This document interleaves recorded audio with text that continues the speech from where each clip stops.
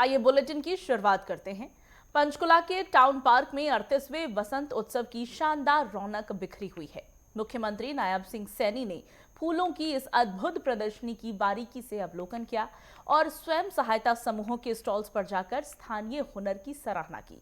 कार्यक्रम में पंडित लोकेश आनंद की शहनाई और एक भारत श्रेष्ठ भारत की थीम पर हो रहे सांस्कृतिक नृत्यों ने दर्शकों को मंत्रमुग्ध कर दिया। देखिए खास रिपोर्ट। पंचकूला में 38वां वसंत उत्सव आयोजित,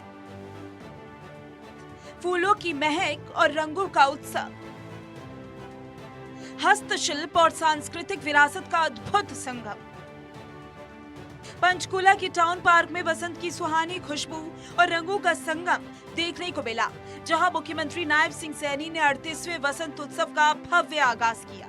मुख्यमंत्री का पारंपरिक पगड़ी पहनाकर ढोल नगाड़ों और वाद्य यंत्रों के साथ स्वागत किया गया। इसके बाद मुख्यमंत्री ने वसंत उत्सव में आयोजित फूलों की प्रदर्शनी का अवलोकन किया। मुख्यमंत्री ने कट फ्लावर, ड्राई फ्लावर और फ्रेश फ्लावर सेक्शन में फूलों की विभिन्न किस्मों में गहरी रुचि दिखाई। उन्होंने स्वयं सहायता समूहों द्वारा बनाए गए विभिन्न उत्पादों के स्टॉल भी देखे। चारों ओर प्रकृति की अनुपम छटा बिखरी हुई है। हल्की हल्की ठंडी हवा है। हरियाली से भरे हुए वृक्ष हैं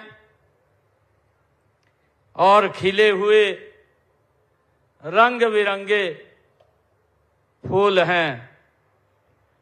इन सब को देख करके लगता है कि मानो पूरी प्रकृति स्वयं इस उत्सव में शामिल होकर के आज मुस्कुरा रही है।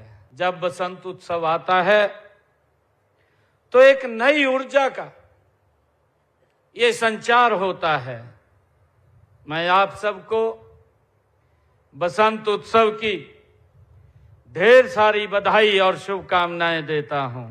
यह हमारी संस्कृति, हमारी प्रकृति प्रेम व सामाजिक समरसता का ये जीवंत उदाहरण है। साथियों, इस उत्सव को आकर्षक बनाने के लिए पुष्प सज्जा, कट फ्लावर, रंगोली प्रतियोगिता, चित्रकला और पाट पेंटिंग, फेस पेंटिंग और टैटू प्रतियोगिता, ये पर्यावरण क्विज, मेहंदी प्रतियोगिता, फैंसी ड्रेस, ये इस प्रतियोगिता का आयोजन इसमें किया जा रहा है।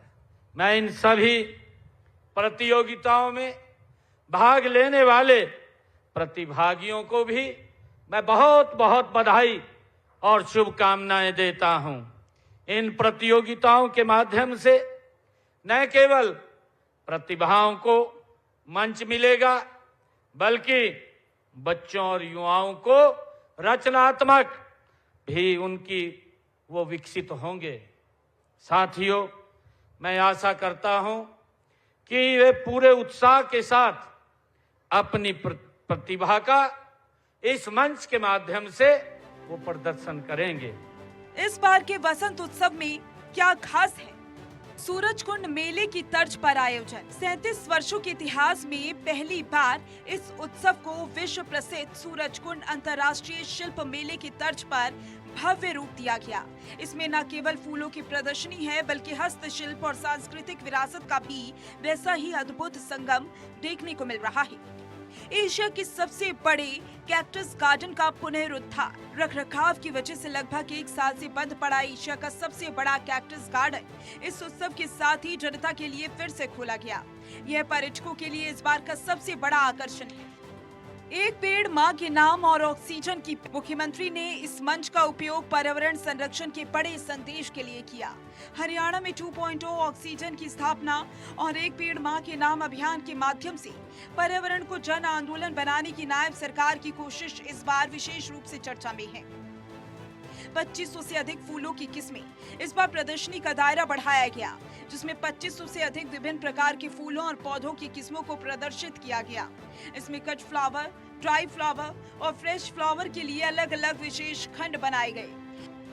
आत्मनिर्भरता और स्वरोजगार पर जोर। इस बार स्वयं सहायता समूहों के उत्पादों के लिए बड़ी संख्या में स्टॉल्स लगाए गए। मुख्यमंत्री ने स्वयं यहां जाकर स्थानीय कारीगरों को प्रोत्साहित किया, जो ये दर्शाता है कि सरकार इस उत्सव को सिर्फ मनोरंजन नहीं बल्कि स्थानीय अर्थव्यवस्था से भी जोड़ रही है।